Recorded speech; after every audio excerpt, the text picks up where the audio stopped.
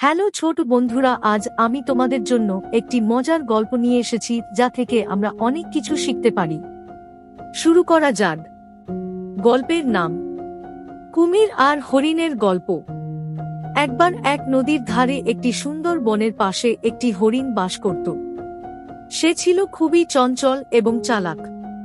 প্রতিদিন সে নদীর ওপারে তাজা ঘাস খেতে যেত।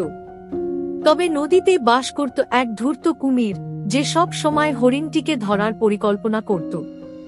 একদিন কুমির তার মনে মনে বলল, আজ হরিণটিকে ধরতেই হবে। সে চুপচাপ জলের নিচে লুকিয়ে থাকল।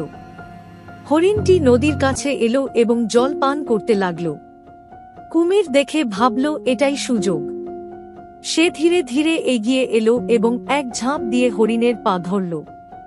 হরিণটি বুঝতে পারল যে সে বিপদে পড়েছে। তবে সে ভয় না পেয়ে বুদ্ধি খাটাতে লাগল। সে কুমিরকে বলল, ওহে কুমির ভাই, তুমি কি জানো আমার শরীরের পাগুলো খুবই শক্ত। এগুলো তোমার দাঁতের জন্য ভালো হবে না। তুমি যদি সত্যিই আমাকে খেতে চাও তবে আমার পেটের অংশ ধরো, ওটাই সবচেয়ে মজার। কুমির হরিণের কথা বিশ্বাস করল।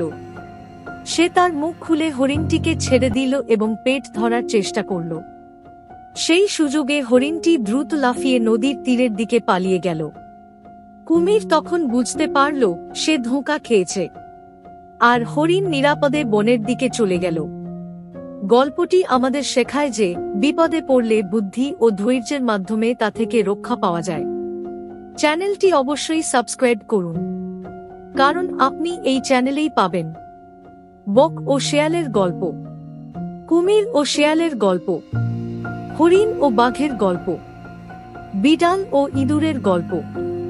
এছাড়াও আরও আকর্ষণীয় গল্প যার লিংক ডেসক্রিপশন থেকে পাওয়া যাবে। যদি কোনো বন্ধু থাকে যারা বাংলায় এই ধরনের ভিডিও দেখতে চায়, দয়া করে তাদের সাথে ভিডিওটি শেয়ার করার অনুরোধ থাকলো। ভিডিওটি দেখার জন্য আপনাকে অনেক ধন্যবাদ।